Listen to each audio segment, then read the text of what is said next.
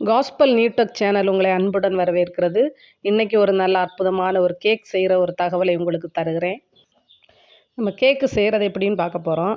முதல்ல ஒரு mixie jar எடுத்து 2 வாழைப்பழத்தை, பச்சை வாழைப்பழத்தை அதில் உரித்து போட்டு, கொஞ்சம் ரவா மாவு அதில் போட்டு கொஞ்சம் உப்பு, தேவைக்கு சீனி, அதுக்கப்புறம் கொஞ்சம் நெய் போட்டு அடிச்சுக்கணும்.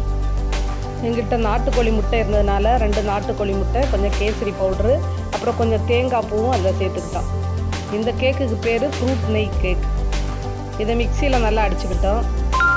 அப்புறம் எங்களுக்கு மைக்ரோ ஓவன் வேவில் வைக்கிற ஒரு பிளேட் வாங்கியிருந்தோம். அதில் நெய்யை பரப்பி அதில் இதை ஊற்றி நேராக வச்சுக்கிட்டோம்.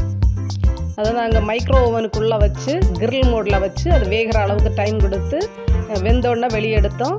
இப்போ நல்லா சுட சுட நல்லா டேஸ்டான கேக் ரெடி ஆயிடுச்சு. இந்த ஃப்ரூட் நெய் கேக்கு ரொம்ப டேஸ்ட்டாக இருக்கிறதுனால குழந்தைகள் விரும்பி விரும்பி வாங்கி சாப்பிடுவாங்க.